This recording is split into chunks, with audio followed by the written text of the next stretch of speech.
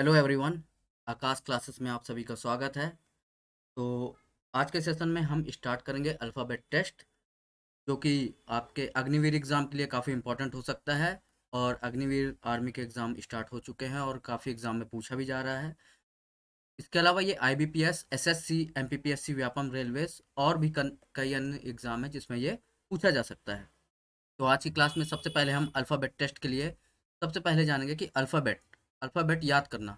Alphabet तो normal A to Z तक याद ही रहता है, लेकिन उनकी प्लेस वैल्यू क्या है, ये महत्व रखता है। उनके पेयर लेटर क्या है और कैसे क्वेश्चन बन सकते हैं, उसके लिए सबसे पहले हमें अल्फ़ाबेट टेस्ट में अल्फ़ाबेट की सारी रैंकिंग हमें याद होनी ज़रूरी है। तो चलिए आज की क्लास में हम अल्फ़ाबेट की रैंकिंग सीखेंगे। शुरुआत करते हैं। तो सबसे पहले हम अल्फ़ाबेट लिख लेते हैं। A B C D E F G H I J K L M N O P Q R S T U W X Y and Z. तो ये हमारा अल्फ़ाबेट कंप्लीट हो गया है। लेकिन इसकी प्लेस वैल्यू कैसे याद करना है, तो चलिए वो तरीका भी समझ लेते हैं। देखिए, सबसे पहले टोटल अल्फ़ाबेट होते हैं 26, ये सभी को मालूम होता है। लेकिन इनकी प्लेस वैल्यू सभी को याद नहीं होती है और एग्ज़ाम में, कंपटीशन के एग्ज़ाम में हमें समय बचाने के लिए सबसे पहले तो अल्फ़ाबेट की रैंकिंग याद होनी चाहिए। ऐसा नहीं है कि एग्ज़ाम आया तो फिर पूरा अल्फ़ाबेट हम लिखेंगे और उसका फिर पेयर लेटर वगैरह या अपोजिट वैल्यू निकालेंगे। तो सीधी सी बात है कि यदि हम इसको याद कर लेते हैं तो एग्ज़ाम में हमें आसानी होगी और सुविधा रहेगी, जिससे हम समय बचा पाएंगे एग्ज़ाम में। तो इनकी सारी की प्लेस वैल्यू लिख देते हैं। याद कैसे होगा, ये तरीका अपन देख लेते हैं। 9, 10, 11, 12, 13, 14, 15, 16, 17, 18, 19, 20, 21, 22, 23, 24, 25, 26। तो ये सारी की सारी प्लेस वैल्यू हमने लिख ली है। अब इसको याद कैसे करना है, तो सबसे पहले ए से डी तक की बात की जाए तो नॉर्मली सभी को ए से डी तक ABCD 1 2 3 4 ये याद ही रहता है कि ए की वैल्यू 1 हो गई, बी की 2 हो गई, सी की 3 और डी की 4। मेन बात आती है कि हम ई से कैसे याद करें। तो ई से याद करने का तरीका ये है कि सबसे पहले इजोटी इजोटी इसे याद करें। इजोटी से याद होगा आपको कि ई की वैल्यू जो होती है 5 होती है, जे की 10 होती है, ओ की 15, टी की 20 और इस वाई की 25 होती है। तो ये 5-5 के गैप में होता है। इजोटी से आपको याद हो जाएगा कि इजोटी ई की 5, इसी प्रकार जे की 10, ओ की 15, टी की 20 और वाई की 25। इसके अलावा बात करते हैं एफ की। तो एफ की क्या वैल्यू होती, तो आप यहाँ से देख पा रहे होंगे कि एफ की वैल्यू तो 6 है। आप गौर से देखिएगा, क्या इस एफ को हम 6 बना सकते हैं?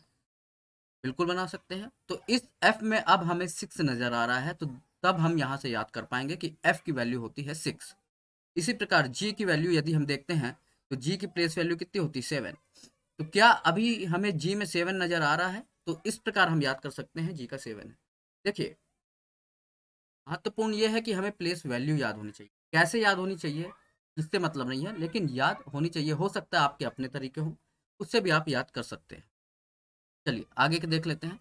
एच एच की प्लेस वैल्यू 8 होती है। यदि हम एच के ऊपर के दोनों सिराओं को आपस में मिला दे तो 8 जैसे बन जाता है। ये देखिए, ये एच हो गया और दोनों लाइन मिला दे तो 8 बन गया। तो इससे याद हो गया हमको एच की 8। आई की 9 कैसे याद करेंगे? तो आई कर्सिव राइटिंग में आप देखेंगे कि आई को इस प्रकार भी लिखा जाता है। तो ये जो कि 9 की तरह दिखता है, तो आई का हो जाएगा 9। जे का आप कहाँ से याद करेंगे? तो जे का आप इजोटी से याद करेंगे। ये के का 10। के का 11 कैसे याद करेंगे? तो के का 11, यदि 11 में 2 डंडी है इस प्रकार, तो के बनाने के लिए भी हमें टेढ़ी 2 डंडी खींचनी पड़ती है। तो के का 11 याद हो गया, या फिर आपका कोई तरीका हो तो उससे भी आप याद कर सकते हैं। एल का एल की प्लेस वैल्यू कितनी होती है? 12। तो एल को जब हम बोलते हैं, एल को जब बोलेंगे तो राइमिंग साउंड क्या आता है, बोलने का सेम साउंड जो होता है L12 तो इससे एल का हम याद कर लेंगे कि एल का कितना होता है 12 होता है। ठीक है। इसके अलावा एम, अब एम की बात करें तो एम को यदि हम टेढ़ा बनाए तो ये कैसा दिख रहा है, 3 की तरह दिख रहा है। इसके पहले 1 लगा दो तो एम का हो गया 13। अब एम 3 की तरह दिख रहा है तो इस प्रकार डब्ल्यू भी तो 3 की तरह ही दिखता है। तो डब्ल्यू भी 3 की तरह दिखता है तो डब्ल्यू का होता है 23।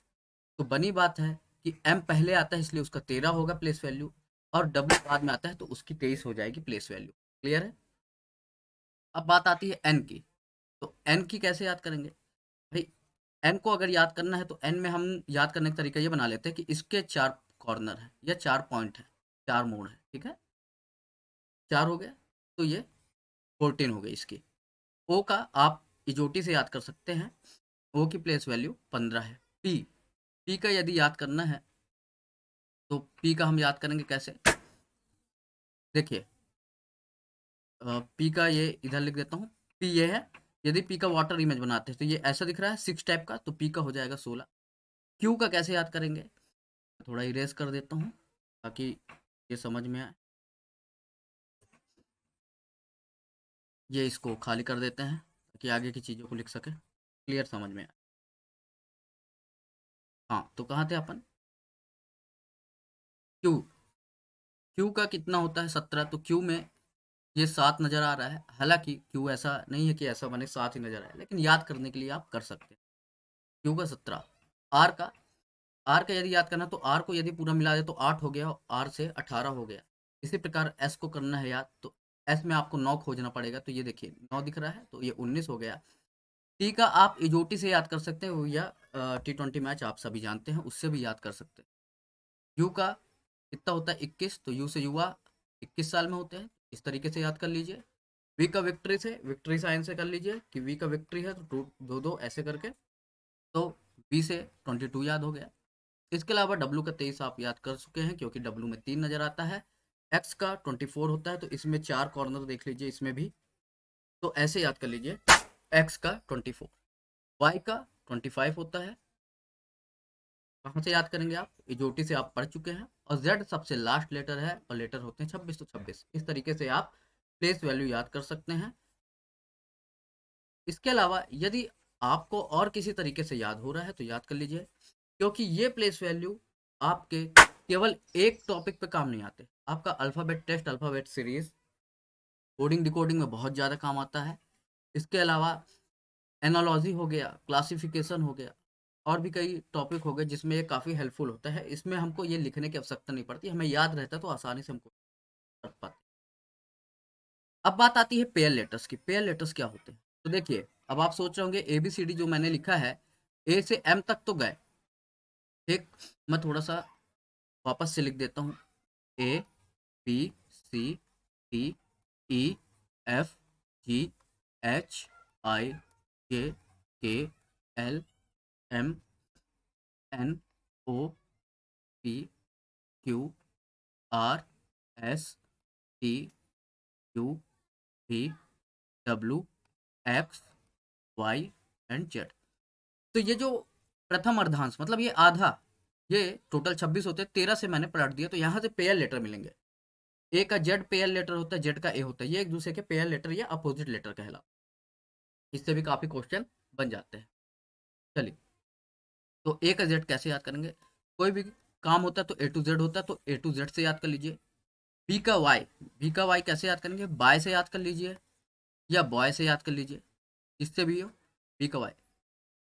सी का एक्स क्रैक्स से याद कर लीजिए, क्रैक्स, क्रैक्स से सी का एक्स याद कर लीजिए। डी का डब्ल्यू ड्यू से कर लीजिए, ड्यू। डी का डब्ल्यू, डब्ल्यू का डी। ई का वी, आप एक काम करिए ई का वी ऐसे याद कर लीजिए, लव से याद कर लीजिए। यहाँ एल का ओ याद हो जाएगा और वी का ई भी याद हो जाएगा, दोनों एक साथ हो जाएगा लव से। ये देखिए एल का ओ और वी का ई। एफ का यू किससे याद करेंगे, तो आप फुल से याद कर लीजिए या फ्यू से, किसी से भी कर सकते हैं, फुल से कर लीजिए। जी का टी कैसे याद करेंगे, जी का टी आप जी टी ए गेम एक खेले होंगे, ग्रांड थेफ्ट ऑटो, या फिर आप G T grand trunk road जो है उससे याद कर लीजिए जी टी। एच का एस हाई स्कूल से याद कर लीजिए या हनी सिंह से याद कर लीजिए। आई का आर इंडियन रेलवे से आप याद कर सकते हैं। Indian railway, Indian railway. और जे का क्यू जैक से याद कर लीजिए, के का पी पीके मूवी से याद कर लीजिए, और एल का ओ आप याद कर चुके हैं, एम का एन मैन से याद कर लीजिए। उम्मीद है आपको याद करने में थोड़ा सा मदद मिली होगी। यदि ये पेयर लेटर याद हो जाते हैं तो आपको कई सारे टॉपिक में काफ़ी मदद मिलेगी। तो आज केवल इसी पे चर्चा की गई है, आगे लाइव क्लासेस में हम आगे के टॉपिक पढ़ेंगे, और ये आपके लगभग कंपटीशन के सारे एग्जाम में रीजनिंग जो है हेल्पफुल होता है। तो रीजनिंग के इस टॉपिक को, अल्फ़ाबेट टेस्ट या इससे रिलेटेड सारे टॉपिक हम स्टार्ट करेंगे लाइव क्लासेस में। आज के लिए इतना ही, थैंक यू सो मच। मिलते हैं अगली क्लास में, तब तक के लिए धन्यवाद।